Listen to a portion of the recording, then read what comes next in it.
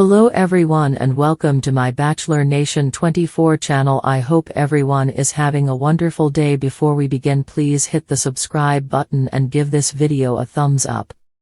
The Golden Bachelorette's Chock Chapple meets with lawyers amid signs Joan Vassos' relationship is a showmance.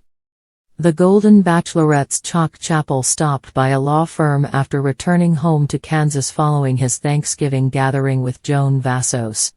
Joan and Chock fell in love during the Golden Bachelorette Season 1 and ended the season an engaged couple. Despite their happy photos, Joan and Chock's critics have pointed out signs that their relationship is merely a showmance and won't last very long, similar to how the Golden Bachelor's Jerry Turner and Teresa Nist quickly got divorced. Also, their housing situation is still not settled, as they haven't found a place to buy together in New York. After spending Thanksgiving in Maryland with Joan Vassos and her kids, Chock is now back in his home state of Kansas and away from Joan, according to his latest Instagram story. In the social media update, he could be seen smiling and posing outside a law firm called the Bull Attorneys Injury Lawyers, which has multiple locations in Kansas. The Golden Bachelorette winner added a caption that said, "Stopped by to say hi to my friends at Bull Attorneys." It's not surprising Chock has friends at that law firm considering he's an insurance executive in Wichita, Kansas. Chock was the owner of an insurance company called SIG Insurance for about 16 years before becoming the president of Insurance Services Group. He's been in that position for the past 5 years. Since he knows people at that law firm, Chock may have wanted to give them a boost by promoting them on social media in order to help out his friends. Aside from stopping by that insurance company, the update also confirmed Chock is back in Kansas, presumably without Joan. The Golden Bachelorette lead's latest Instagram story has her showing off her Christmas-themed village in her house, so it appears that they are back in their respective states now that the long Thanksgiving weekend is over. The holiday was a success as they managed to bring their respective families together for the big day without any issues. However, since they still haven't bought a home together in New York, like they want to, they have to rely on flying to each other's houses if they want to see their fiancé. It can't be easy having to deal with being in a long-distance relationship immediately after getting engaged. The Bachelors Joey Grossaday and Kelsey Anderson weren't tied down to any particular location, so it was easier for them to move. Joan and Chock already have established families in Maryland and Kansas, respectively, so the situation isn't as easy to remedy. Hopefully, they can find a home to call their own in New York soon so the Golden Bachelorette couple won't have to rely on being away from each other so often. The tranquil ambience of the lawyer's office, adorned with polished mahogany and an air of discretion, seemed like an odd setting for a man as charismatic and vibrant as Chock Chapple. Known for his smooth charm and endearing sincerity on The Golden Bachelorette, Chock had become a fan favorite. But today, the cameras weren't rolling, and the twinkle in his eye seemed dimmed by the weight of an unsettling reality. Was his whirlwind romance with Joan Vassos nothing more than a cleverly orchestrated showmance? Chock had hoped that falling in love on national television would be the adventure of a lifetime. But now, he sat across from a team of lawyers, reviewing contracts, social media clauses, and email chains that hinted at something far less romantic. From the moment Chock and Joan locked eyes on the Golden Bachelorette, their chemistry had been undeniable.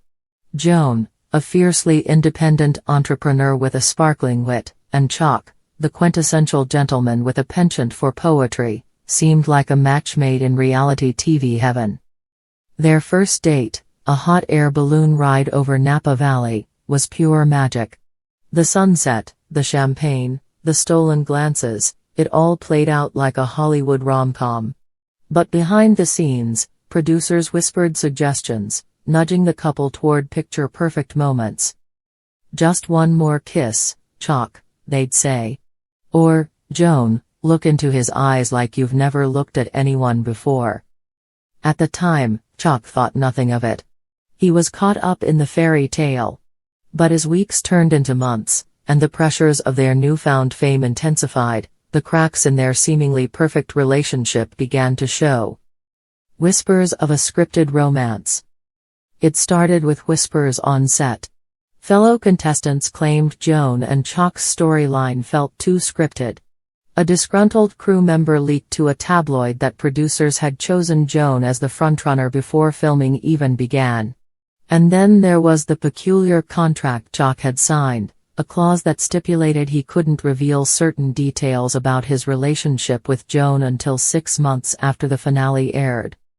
At first, Chock dismissed the rumors. He believed in Joan. He believed in their love. But when fans began noticing inconsistencies in their social media posts, like Joan tagging herself at a New York gala when she was supposed to be with Chock in Denver, doubts began to creep in. Chock's decision to seek legal counsel wasn't born out of bitterness but necessity.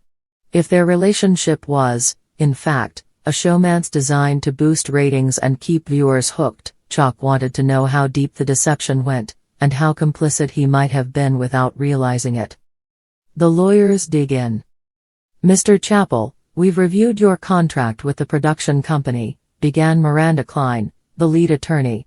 Her voice was steady but tinged with concern. "There are several clauses here that raise red flags." Chock leaned forward, his brows furrowed. "Red flags? Like what?"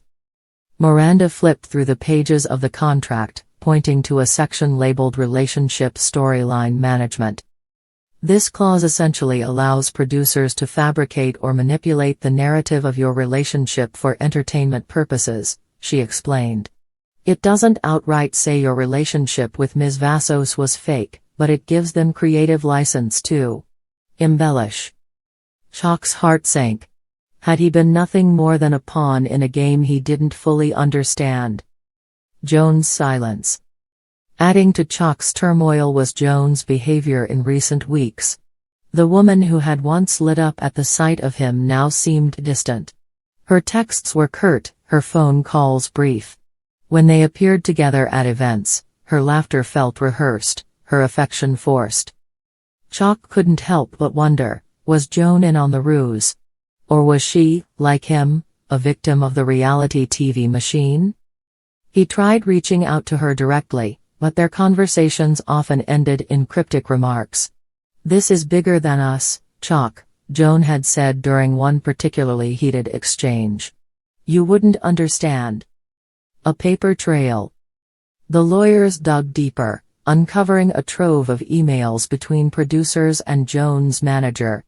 The correspondence painted a troubling picture, discussions about how to maximize Joan's brand, strategize her social media presence, and, most damningly, references to a narrative arc that hinged on her relationship with Chock.